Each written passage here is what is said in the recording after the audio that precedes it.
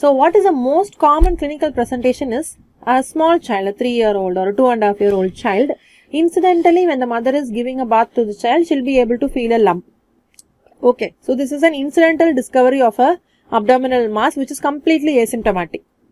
And this actually can be quite large at presentation because it is retroperitoneal in location. So it grows unhampered and it can be quite large at presentation. And I told you it is asymptomatic. Mostly 20% of the children can have abdominal pain, hematuria, because it is a renal mass.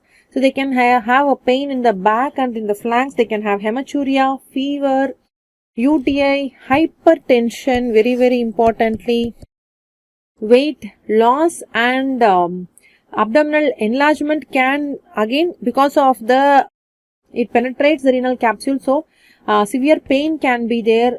There can be anemia also. So 20% only has some symptoms. 80% of the children present with an asymptomatic abdominal mass. So on examination, you will have a smooth, firm, non-tender abdominal mass, which is very important. Smooth, firm and a non-tender abdominal mass, which is rarely crossing the midline because it is a renal mass, so it rarely crosses the midline. And vigorous palpation should be avoided because it can cause the risk of rupture of renal capsule. And hypertension, pain, hematuria, constitutional symptoms, again the same thing which I have already mentioned. So Wilms tumor, how does it spread? So here the Wilms tumor from this right renal involvement, it is spreading along the IVC. So it can spread, it can reach even up to the right atrium or the right side of the heart. And what the other presentations are? There can be severe anemia from iron deficiency anemia or the anemia of chronic disease. There can be polycythemia also, elevated platelet counts, and there is an acquired deficiency of 1 millibrand factor, which is very interesting in Wilms tumor.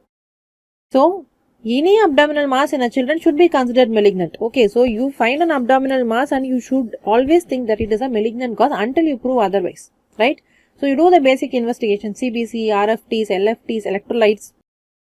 So the basic investigations are done and then followed by the imaging studies. A plain X-ray can show some calcifications, abdominal ultrasound, CT abdomen. So all these imaging investigations will show you the origin and where it is spreading, and that is going to differentiate from where the from what kind of a mass it is. Is it a neuroblastoma, which is an adrenal or a paraspinal mass? Is it a renal mass? So imaging is very important. And abdominal ultrasound itself will tell you if it is a solid mass or a cystic mass. Wilms tumor will have areas of necrosis, there can be areas of hemorrhage, and since it's a renal mass, it can have even hydronephrosis. So this is a Wilms tumor imaging. So with the CT will show you the extent of the disease. MRI is preferred. MRI is less preferred because it requires sedation and are not routinely used. But when you do an MRI, the soft tissue involvement, the tumor invading into the veins or the lymph nodes, etc., will be readily visible. And to look for the metastasis, because renal mass will metastasize to the lungs, so do a CT, chest, and screen for pulmonary mets. Bone mets, brain mets are also there, less common, but if the histology or if you do a biopsy or if after the surgery, if it is known to be a clear cell sarcoma of the kidney or rhabdoid tumor, then we can do a bone scan and a brain imaging. Of course, FDG PET is more preferred because it will screen the entire body and it will show signs of metabolically active disease. So where all there is a regional spread, where all there are distant metastases, everything can be visualized on PET FDG